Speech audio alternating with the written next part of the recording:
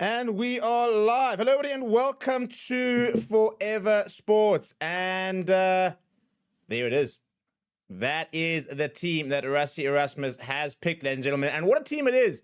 Very, very interesting. A new generation coming through with some of those selections. 4 new caps and a nice mixture of experience and new faces. And I think it's going to be a very cool opportunity for a lot of these players. And I think we just really start to see the long-term thinking here, because we've not risked certain players, and something like Sia Khaleesi, for example, not actually listed within the injury list, but I think that they probably were sort of thinking that maybe they'll kind of keep him back. Even Etzebeth not unfortunately fit, nor Franco Mossad, Oxenchair, Honjay Pollard, all part of the injury lists. Andre Estes and Kane Moody part of that list as well. So it's a nice mix of experience and youth. And given the fact that we've got 220 players in here, Inyako Williams and Vusi Moyo, a very smart grouping of players that they've managed to put next to those kind of those two to give them the absolute best opportunity at succeeding. And this is what I just love about the Bok management, is that there's always this constant mix of throwing certain players into the deep end quite deliberately. I think last weekend it was a bit of a deep end selection. It was right, guys. We are playing against one of the top sides in the world, per Rassie Erasmus's words. Go and show me what you're about. This weekend, we're playing a Welsh side, which isn't not as good as Scotland. I do think they're a lot better than they were last time we faced them over in November. And we've dropped in some new players, but in a bit of a different environment. I mean, you can't say that Vusi Moyo, for example, is being thrown to the wolves when he's got Kubus Ryder as a scrum half, and he's got 190 odd caps of experience in the midfield with Damien Delendi, Jesse Creel.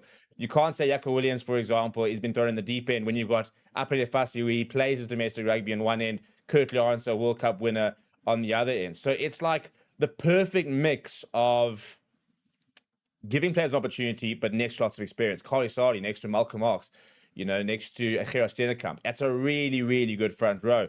And I'm really, really chuffed for the two debutants. And I think we've also seen a couple of performances being rewarded. Paul de Villiers gets his third opportunity in that number 6 jersey.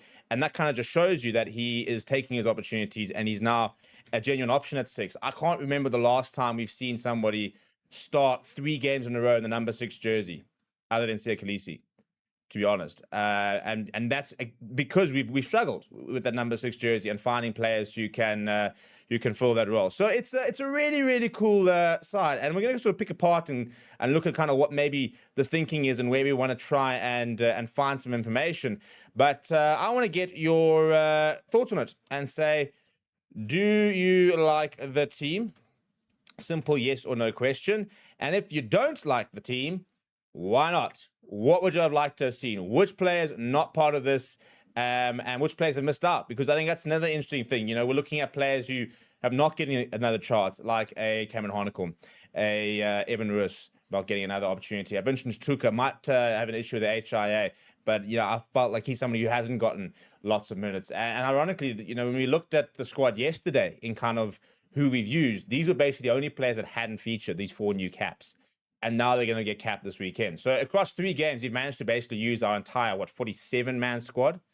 And some players are going to play 3 games in a row, like a Jesse Creel and Peter Steph Toy. Some players are going to play 2 games out of the 3, which is probably most of the case. And some players are going to, get different sort of opportunities in a different kind of role. So Achero Stennekamp, for example, is starting where he's, mostly, when you look at most of his caps, has been coming off the bench. And now he's going to get an opportunity to start. We're looking at a Ben Jason Dixon who is being used almost exclusively off the bench. And, maybe that's kind of where they're kind of thinking maybe that's his role. We're looking at trying to find, locks or utility players that can come on and make a difference. And maybe that's kind of where they're now looking at a Ben Jason Dixon, saying, well, that's maybe the role that he can fulfill. So there's definitely a lot of trends that we can kind of pick up with this, but also look at players who are elevating their profile, and maybe it's a bit of a a showing of players who haven't taken the opportunities. Because again, I think someone like Cameron Harnicom would have liked to have probably played at least in 2 of the matches. Hasn't really got the chance. I'm very surprised we're not seeing Quan Horn this weekend. And given the fact that he hasn't started, he kind of came off the bench obviously over the weekend.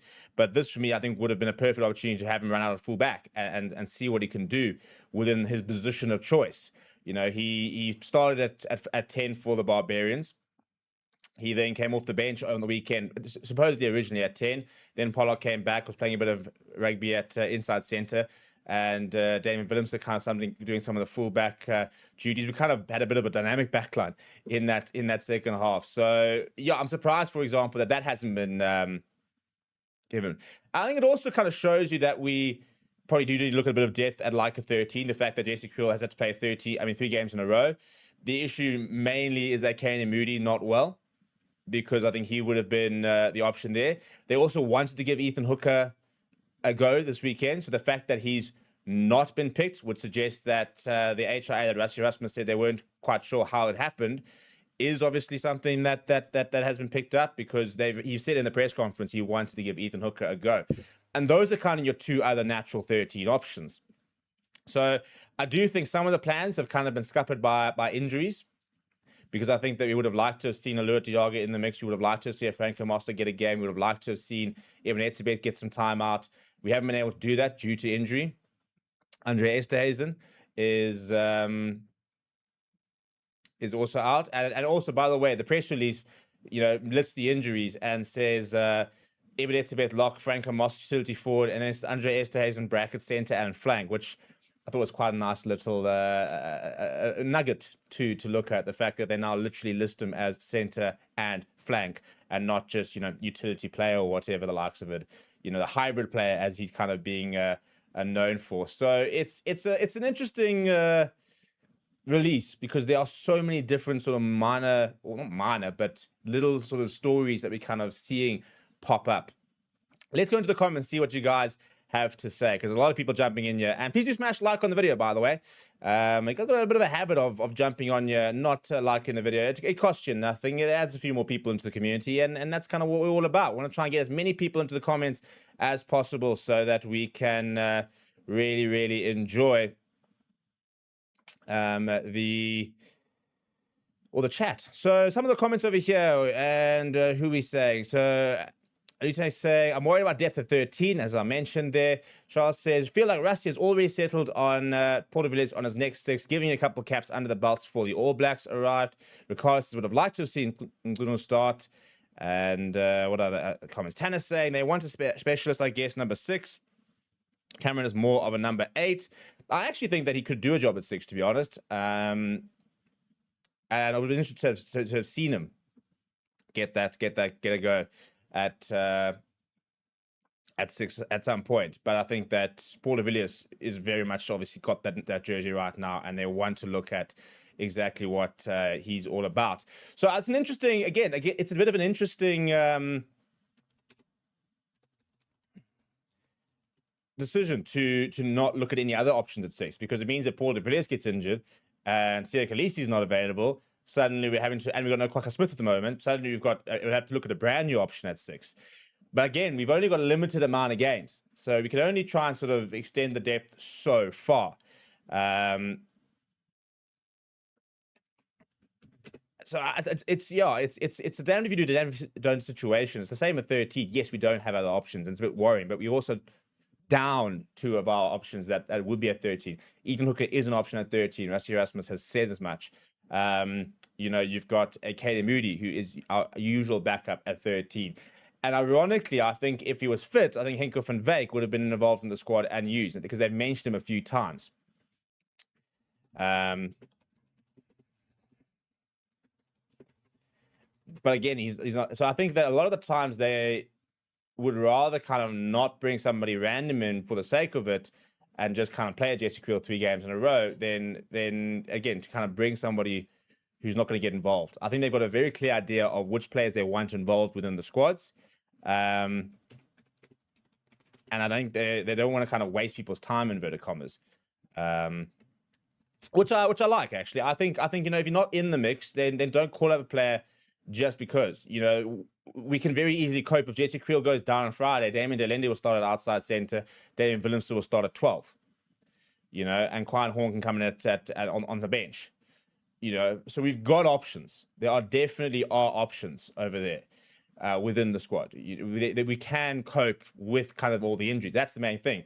If you're looking at what happens if Creel gets injured, can we cope? Yes, we can, because we can jig the kind of squad to kind of suit that and be able to sort of create those options. And that's kind of the main thing is how do we cope? Can we cope? Grant Williams can go onto the wing, for example. Abel van der Merwe can go into the wing. Kirkley Arendse can go to fullback if needed. Ches and Colby can come into the side and go to fullback.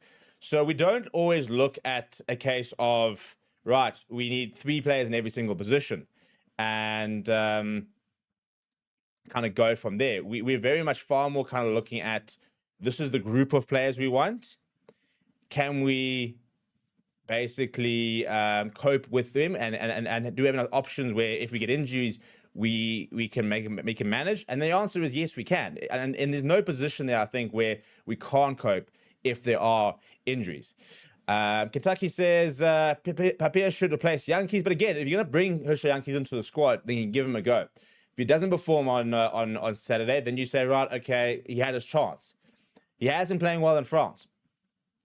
So let's give him the go. I think somebody like a Ruben van Heerden has been playing really well for the Stormers for a number of years, and people have always been quite surprised at the lack of call up to for Ruben van Heerden. He's been called up to Barbarians side. He's been called up. He's been named in teams of the week. He's been one of those players where we kind of sit there going, well, what are the Boks seeing that we're not? Because by all intents and purposes, he seems to be playing pretty well. We kind of had that situation with Mbosa Pierre for a while. Obviously, Mbosa Pierre has been back, and off we go, and played over the weekend, scored on the weekend.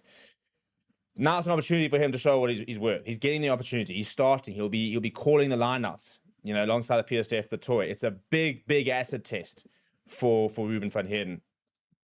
Tight head is a position I've continuously said is a worry, because we don't have that many options, given the fact all the injuries. We've lost 4 tight head options in the last calendar year. Trevor Nyakane, no longer an option, is consistently injured at the moment. Wants to come back, but I don't think we're going to see him really play for the Boks anytime soon. Frans Malherbe, I think that's a retirement in waiting, if I'm going to be brutally honest. Vincent Koch, they've kind of phased out. They've obviously, for whatever reason, decided that he doesn't have the performance or the stats that they want to be able to back him. And then Asenate Tlhabakanya got banned. So we're now down from this plethora of tight heads, down 4. And what have we done? We brought in Thomas Latoy, we brought in Wilco Low, we brought in Zachary Porth, and 3 players who are looking really good. And now we're going to give an opportunity to Carly Sardi. And we've still got Nedley Bashir, for example, in the wings, but we're looking at different options. So, I said tight head was a position of worry. And I think we look at our tight heads, and I think all of us are going, we're actually very happy with what we're seeing from our tight heads. I do think that some of these players have been given an opportunity to try and make amends for maybe performances where they haven't been at their best. And as I say, I find the 15 selection quite interesting, because we started Damian Willemse at 15, then we started Apele Fassi at 15, and I would have loved to have seen Quine Horn at 15 this weekend. I really would. I really think that we've not given him the chance to show his form at the Lions in a natural position, in a settled side. He's played 2 official tests and 3 games for the Boks. He came on against Portugal, got that yellow card, also scored a try. He then started at 10 against Barbarians, playing out of position, and I think it was all right. It wasn't sensational, but again, you've got to look at the context. First game ever at 10 at professional level, and then came off the bench this weekend at 10. And I actually thought looked really good. His defense was good this weekend. He kicked for touch pretty well, and I thought he had some really bright moments. So I'm surprised not to see him, because they speak about him a lot and they rate him quite highly. So it's quite interesting to kind of, when they hear and they speak about him and then not give him the chance this weekend. So, I wonder if this was maybe a case of, well, they maybe want to give up another opportunity to not prove his worth, but to try and sort of see his form. Because again, a lot of us is kind of looking at the entire time reviewing the squad. So, right, we've given you chances. This guy performed, this guy hasn't performed. And I think Paul de Villiers, for example, has performed. So now they're thinking, right, we've got to get as many games in term as possible. You've got somebody like a Thomas du Toit, came back, played his game, looked really good. Cool, we're happy. Don't need to worry about playing him too much. Played a lot of rugby for Bath. Let's give him a couple of weeks off. And you can come again and basically play against Argentina in August, unless they let him go and play for the Sharks. So that's kind of a bit of a job done situation. You've also got to try and give these players game time to get them ready for August, because a lot of these players after this weekend will not play for well over a month. The first test is on the 22nd of August, which is my 30th birthday, by the way, so they better give me a nice present. So it's that's also why people are saying that, oh, we're worried about injuries.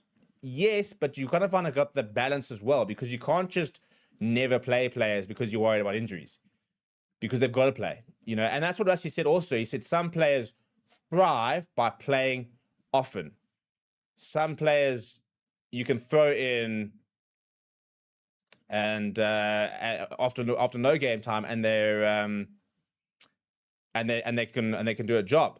So it's always this continuous balancing act and understanding how to kind of get the best out of your squad, how to find the most information about your squad, how to build for next year. It's like this huge 10,000 piece puzzle that the coaching staff's continuously trying to sort of put together. Don Kakao said he would like to have seen Quan Horn at 15, Cameron Honeycomb at 7, and Malcolm Marks and Jesse Creel as co-captains. Fred Pistorius says, I feel so bad that Honeycomb kind of messed up his opportunity with having a too quiet game 2 weeks ago, and I feel he wasn't given a proper chance. As a Bulls fan, Paul deserves the number 6. Tian was saying earlier, I've now lost this because all the comments coming through quickly, saying, think Fussy is lucky to get a second go at 15 with Quan playing well last week. Also feel for Cam Honeycomb, but I think the balance of the pack is far better with Visa at 8, PDV taking names at 6. ELT says, but you also don't want Jesse to get injured just before the New Zealand series. Well, is this just before the New Zealand series? As I said, we do have a month. So any kind of knock, any HRA, you'll recover it well in time. If you go and do your hamstring, for example, that becomes a bit more worrying. Or if you go and break a bone, but you can't really prevent that. Simule says Sasha Gomez Jr. must play. Well, he's not back, but it sounds like he might very well be back for the All Blacks. So they reckon that they could try and get him in to play against Argentina in August, which would be quite exciting if he can be back. Kid Cynical says, I like Papier, but his service seems slow versus Scotland. Pace picked up when Grant got on. I also think that's a very tactical thing. I think we obviously the later on in the game, you then do start to kind of up the ante, inverted commas. I also find, and I was actually guilty of this, I think when players have reputations, we often, I think, overlook sometimes what's going on, except kind of what our perceived perception is.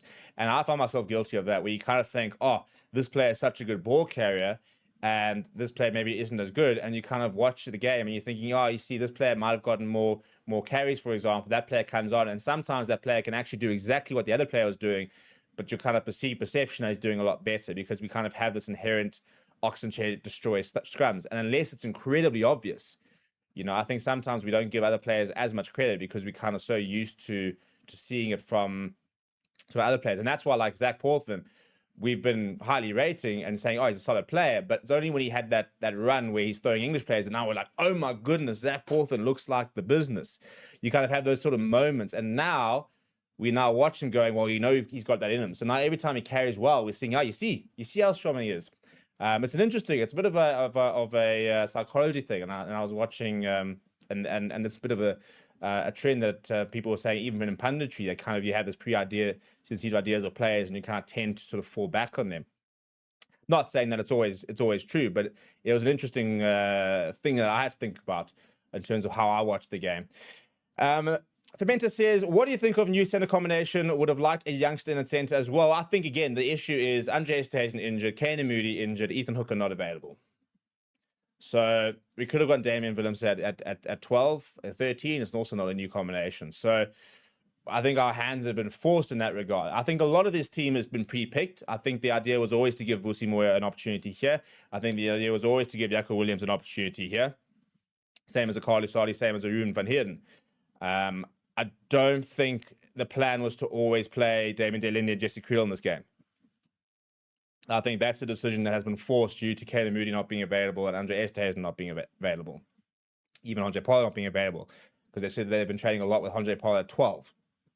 Sort of seeing how that goes.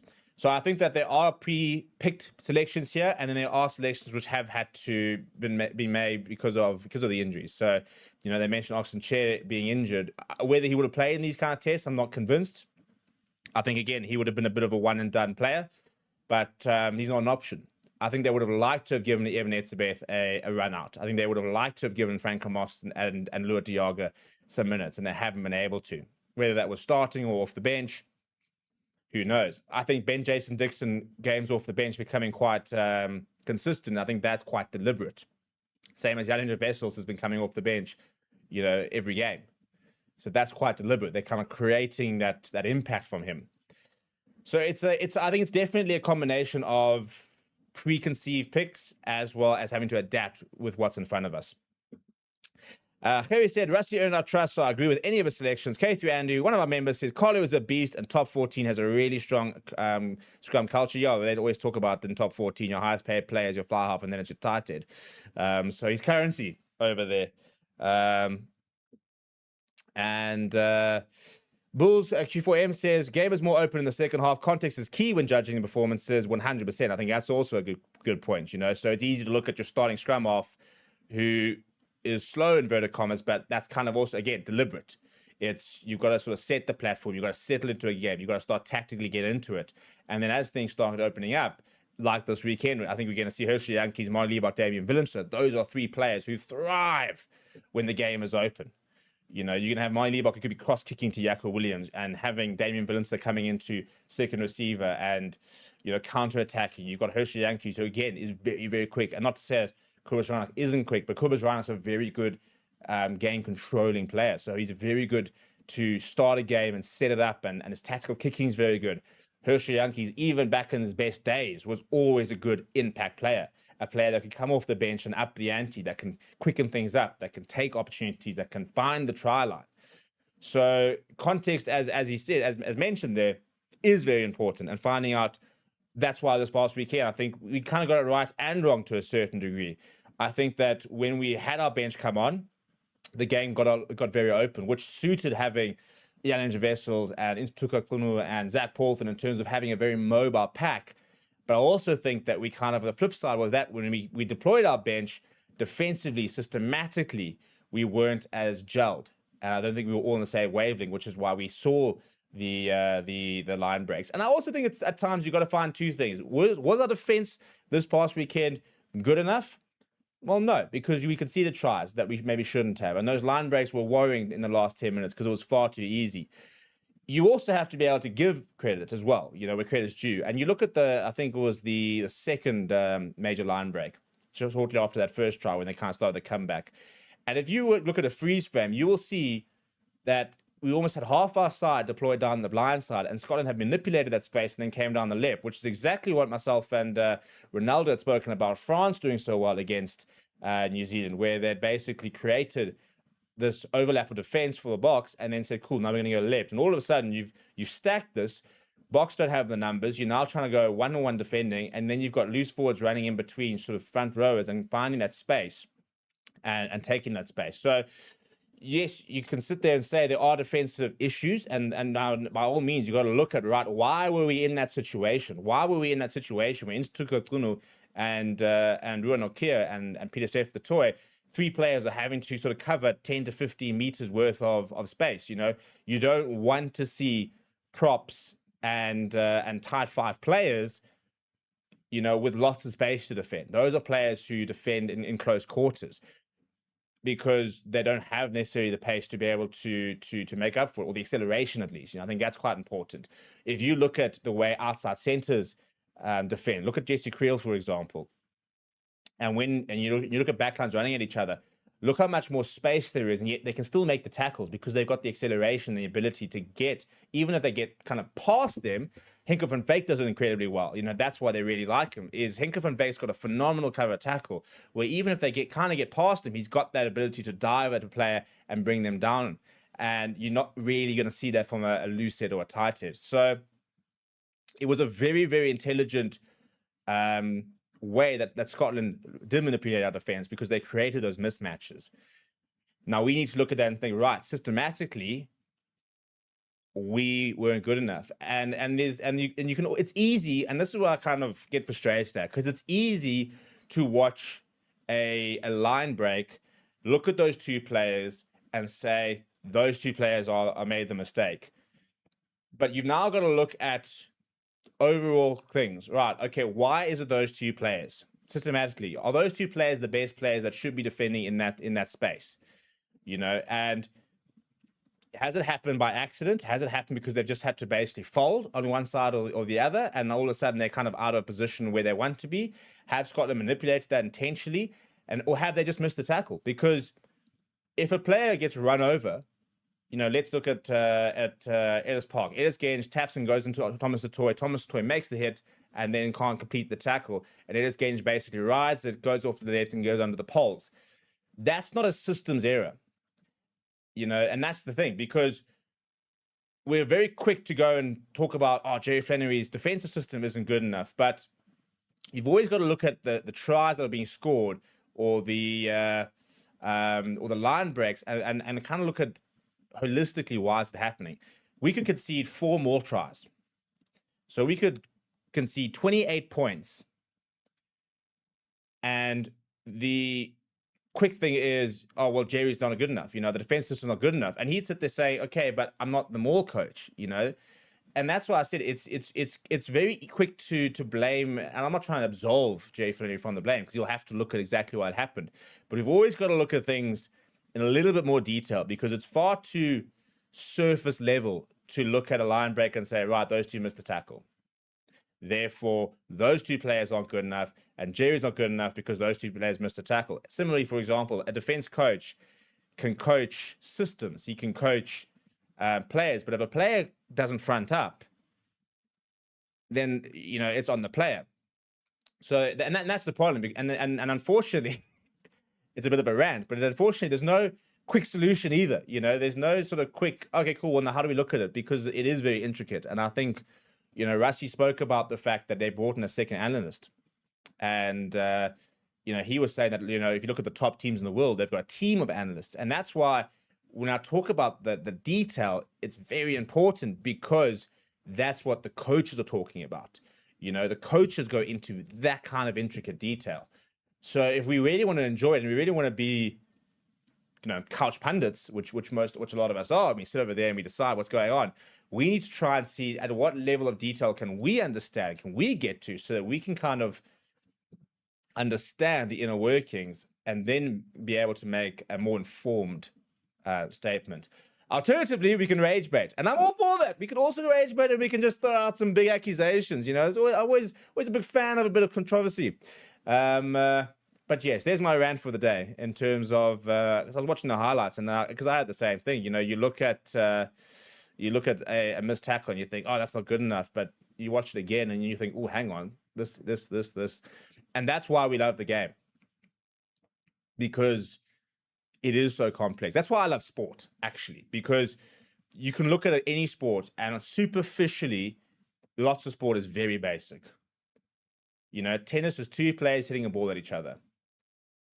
And if you're then going to say, but the tactics, people sit there saying, what tactics? But there are so many tactical things when it comes to tennis, and you approach players differently. You look at football, and it's 22 players kicking a ball around, but there's so much intricacy into the tactics.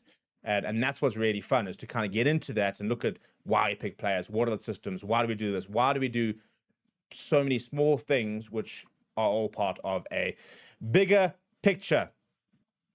AJS says Pollock can never be at 12, too small, not strong enough. Tupeloto has been running over him for years now. I definitely wouldn't go with the too small part. He's no smaller than a Damien Willemse, for example.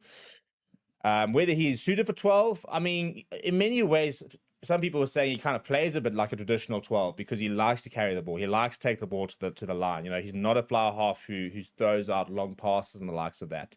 We've always had the contrast of Pollard versus Elton Yankees, Pollard versus Monty Liebach. Sasha, who's kind of a bit of a blend of the two, because he's a running threat, but not necessarily a physical running threat. He's quick off the mark, good step, chip over the top type of running threat.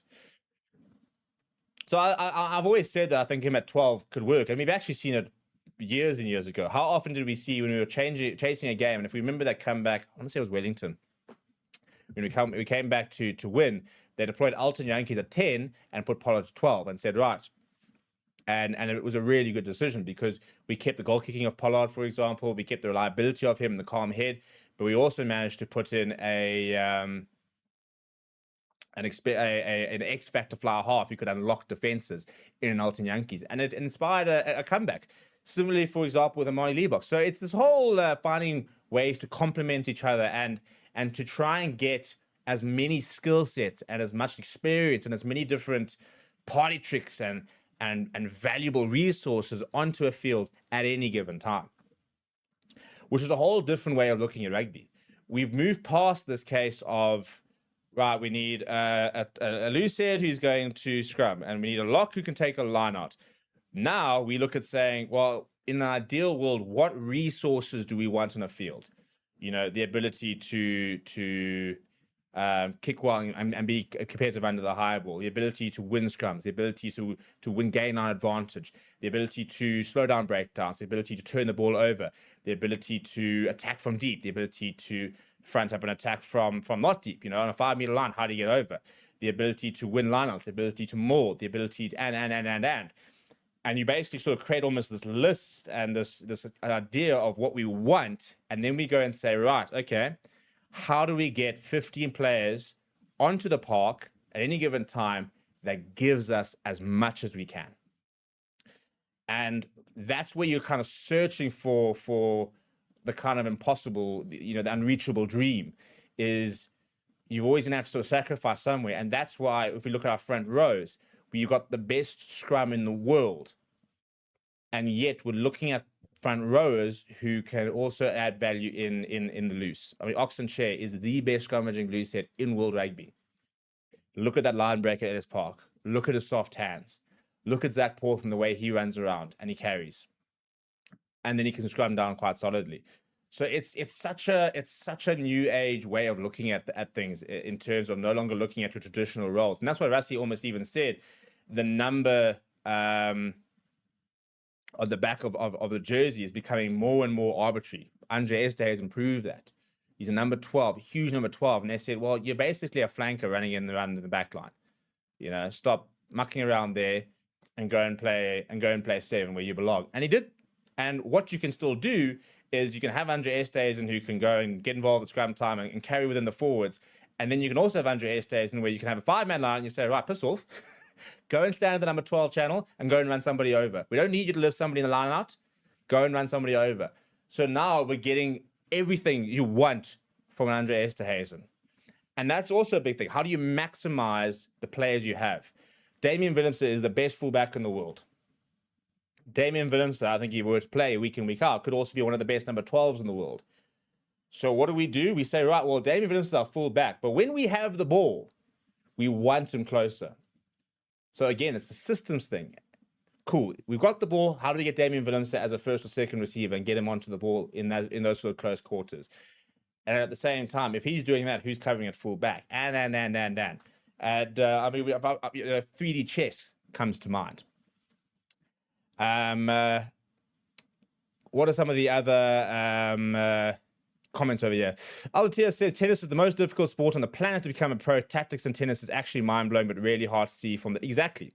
I mean, last night, Sinner and Zverev was a phenomenal match. And again, watching the intricacies of that was very cool. Anna Clay says, I think Horn's value at 10 is being left-footed, which aren't very common at international level. Very good point. And I think that's also where Monty Liebach being able to kick with both feet. We spoke about, myself and Aldo spoke about this in the Rugby Unlocked last week, of which, by the way, Rugby Unlocked has not been cancelled this week. It's been delayed. Unfortunately, Ronaldo is a bit sick, so we will be releasing that episode during the course of this week. But that value of being two-footed means that when Bonnie Debo gets the ball, he's got the ability to I can see an angle, left foot down there, or left foot down there, or right, or chip. And it just creates that half a second of doubt as well when you've got that ability. Andre Pretorius was very both-footed as well, and it just gives you a whole different dynamic. Contender says, fun fact, Quine Horn played 13 for Paul Boys in the Paul Derby in 2019. Rush to consider that as another option for Horn to be picked. You imagine a 12 Paul, 13 Horn. Contender, you and your new teams, I absolutely love it. I don't think we'll ever see Quine Horn at 13 at international level. He's a bit small. Canita says, F1 are a bunch of dudes driving expensive cars for 3 hours. You basically would drive cars for 2 hours and Ferrari losers. Although these days we actually won a few, which has been good to see.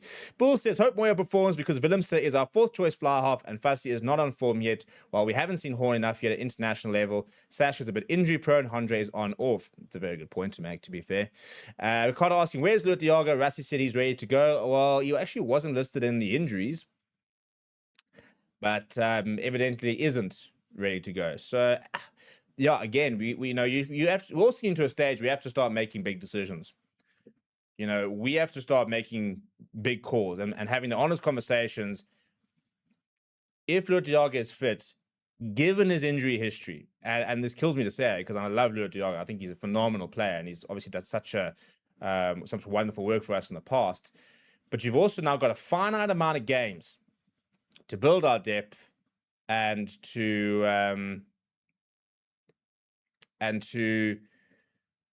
get to a and get to a World Cup squad. And if he is not going to make it, if he's not going to be in that mix, if he's not going to feature, or if there's doubts about it, in many ways you're so much better putting those sort of caps into somebody else. And that's kind of also the balancing act. Now, I think the good news is that Ruan Nokia looks settled now. He looks very settled international point of view, and I don't think we need to worry about him, in terms of having to give him more experience and let him settle in and the likes of that.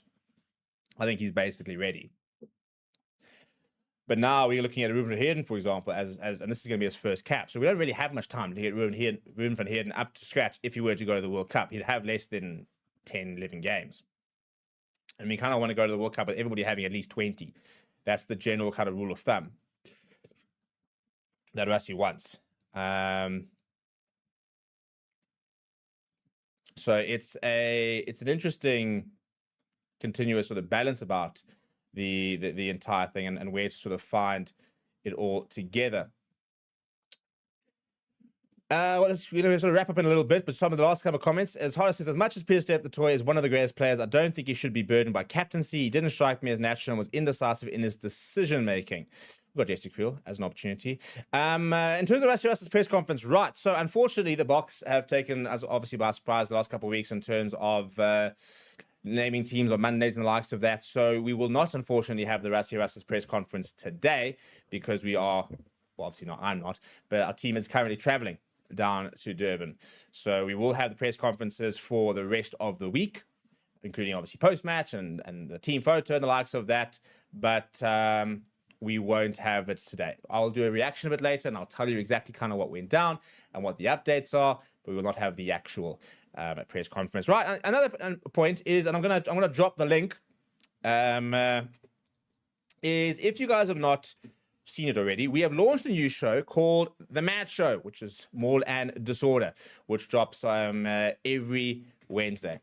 And it's a chaotic, fun, everywhere kind of vibe with myself and co-host Wesley Hartman, who was on the player pathway to play for the USA and was actually offered a contract for what would have been the first season of Major League Rugby before he decided to become a tree hugger. He's a conservationist. But it's a really, really cool, well, I think it's a really cool show. I'm really enjoying doing it. It's obviously quite new and lots that we are still working on the likes of that. But we've got some really cool comments about the show itself. So, and the reason I'm talking about that is that graphic on the screen is the Maul and Disorder brand. And I thought that I would use it and kind of show you guys a little bit about what we're doing. So I'm going to drop the link to some of the socials for More Than Disorder, and then you guys can go and give it a follow. There's a dedicated YouTube channel, as well as Facebook page, as well as Instagram, and obviously all the usuals. So go check out the Match Show ZA is the username, and drop us a follow. Drop us a follow. You know, it's a really cool show that we're trying to build for you guys. It's something a bit of fun every week. So I will drop some of the links, and would love it if you guys were to go and give it a little watch. Check out the Mad Show on Facebook. I'll drop a couple of links, shall we? There's the Facebook link. Check out the thing. Can't even spell today. And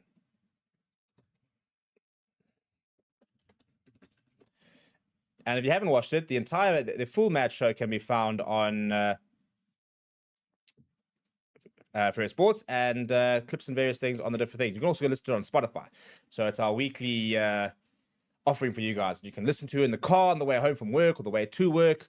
Listen to it when you fall asleep. And the main thing, and one of the big reasons I'm really punting it, is because the whole point of it as well is to be incredibly interactive and to have you guys adding to the show. You know, we do different segments where we kind of go through some controversial picks and the likes of that. So we need you guys to get involved. Oh, it's not going to work. We've got a Mall of Fame where we basically look at iconic moments from the week before and we kind of rank them. So we've got lots of cool, fun things. And hopefully the guys have checked it out and have been watching it. Going to some of the other comments, Mr. Joe Peach says, I like Ben Jason Dixon. He gives me that he will be around for a long time vibe. But Labongwe says, Quine Horn needs a full 80 at 15 before the All Blacks. Alutang says, how far is Peter Steff from 100 caps? Peter Steff, the toy, has 97 caps. It will have 98 after this weekend. So, I mean, in terms of players getting close to that 100 cap, after this weekend, Damien Delendi will be on 99. So the next game after this weekend will be his 100th game. After this weekend, Peter Steff, the toy, will need 2 more. After this weekend, JC Creel will need 10 more. And Malcolm Marks will need 11 more to get to 100. So those are 4 players who are circling that 100 cap mark. Somebody who I think is not going to get there, and I'm gutted for him, but the injury is starting to mount up, is a Franco Mostert, who people spoke about not being big enough and wasn't going to really be able to play for international rugby. And he's probably been one of our most consistent performers since his debut up to now. And I would have absolutely loved to have seen him get to that 100 mark. But yeah, it's looking a little bit less and less likely, which is pretty heartbreaking. But hopefully, you never know. You never know. Almo van Staden says, when does Jesse get a chance to rest? Well, he won't play for a couple more weeks. Also, if you've ever seen a man without a shirt, or even with a shirt, yeah, in terms of conditioning, I think that's probably not a man that needs too much rest. Also, remember that a lot of them haven't played as much in Japan, and that's kind of the best part about going to Japan. You don't play as much rugby as a Thomas du Toit, who's played lots of minutes. Ronald Keir has played lots of minutes, and Jesse Creel hasn't played as many minutes. Like somebody was saying, Peter Steff du Toit's playing too much. I said, well, Peter Steff du Toit basically didn't play any rugby this year, so he's actually barely played, really.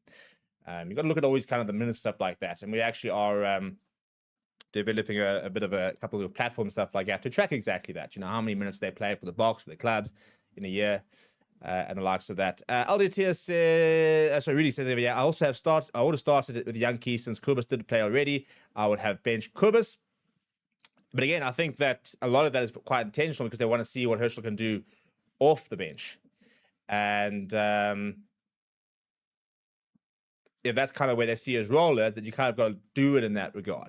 So I think that we're thinking of Herschel Yankees, who was so good off the bench when he was around here. Well, let's put him off the bench again, and can he create that same kind of impact? Can he do it like that?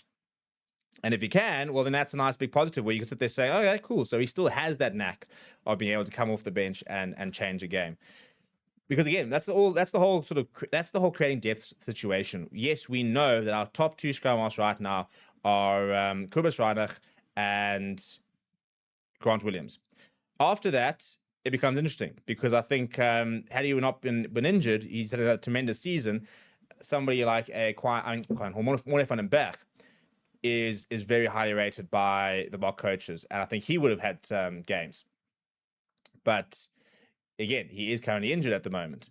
So now we're looking at other options. So we're bringing in Bruce Pierre, who is off of a really good URC season. He's got an opportunity. We're bringing back Herschel Yankees to see what he can do. And it's not really, we're not looking at those players thinking, well, they're going to start a World Cup final if they are fit and everybody else is fit. It's okay, well, if we have injuries, can they do the job that we need them to do? So if we go into a World Cup and we lose we lose Grant Williams, we lose Morne van den Berg, and we lose Ambrose Pierre, can Herschel Yankees come off the bench to good effect? That's the question we're asking this weekend. Can he be an impact player? Can he add value like that? And if the answer is yes, phenomenal. If the answer is no, that's just as useful, because now we need to think, okay, well, Jaden Hendricks has been in and around, Harsh Impede, well, he's on the radar. Can he do the job? Nico Steyn played for the SAA. Does he do the job? So it's all about finding that information. And what I would do to be able to see the graphs and the stats and the profiles that the Boks build about these players and getting those chances. So Albertio says, if I had to point somebody who I question with doping, Creel will be my first test. Crazy conditioning. I just chiseled. Man is chiseled. And yet, I mean, he's 33 years old, so he would have been tested for 13 odd years. I think he's just the ultimate disciplinarian in terms of what he takes, how he trains. We talk about the ultimate professional. I think Jesse Creel is on the textbook. And such a nice guy as well. Whenever you meet him, he's got the time of day for anyone, genuine, down to earth. I mean, he's had such an interesting career because he came through young. And they moved him to 13 at international level. He went to 2015 World Cup. Obviously, we didn't win it. And a lot of pressure on him. Lekanya came in. Lekanya suddenly said, no, this is my position, was playing some of the best rugby in the world. Jesse Creel had to go back to playing second fiddle. Didn't complain, didn't worry. Said, fine, that's okay. That's my role. That's my role. Happy, whatever. And Lekanya then gets injured. And Jesse Creel says, cool, let me just quickly become the best 13 in the world, because I genuinely think he was that 2023 year. And he was phenomenal. That photo of him with, the blood down his face after, I think it was France. And he's just, at every single time there's a bit of doubt about him, he just reminds us. And I'm glad that Dorian's just said it, because I think it's very true. I think over the weekend, a leadership point of view from Jesse Creel was brilliant. I think he's one of our most underrated players. And when he gets to 100 games, he'll fully deserve it. It'll be sad that Lekanya won't get there, but Jesse Creel's had to really work on things and go back and be second choice and be criticized and go through a lot of adversity on the rugby field. And he's always come off it with a smile on his face. He's all the players, when they speak about Jesse Creel, they just said he's the ultimate professional, team first player. And when Rusty talks about having the right players in the squad, not the best players, you think of a Jesse Creel's, it kind of falls into that mix in terms of when they're on form. Is there a better 13? Well, Lekanya, you can look at that, but you have to have Jesse Creel in the squad because he brings so much value, even over and above the phenomenal rugby player he is as well. In wrapping up, Contender says the Welsh will have some eye problems. They will struggle to tell between Kobus Wiese and Jasper Wiese which policeman is which. And he says Sharks starting 15 next URC season could be. That's going to be a good starting 15. You got Thomas Toy into the mix over there. Yako Williams obviously now going to be a Springbok going back to the Sharks. Apelefasi going to Japan. So you got a bit of a change at fullback. Hopefully we'll see the Hendricks brothers step up a little bit next season as well. Lisa's saying we share a birthday. Well, there we go, Lisa. I'll see you on the stream on the 22nd. Beers in hand and ready to watch the Boks beat the All Blacks. I think that's the Joburg test. So we'll have a big one. Mark it down the calendars, people. 22nd of August. The Jaw is here on Forever Sports. But right now we're going to say goodbye. I'll see you guys tomorrow for another live stream. We'll pick apart this team a bit more. Bring your questions.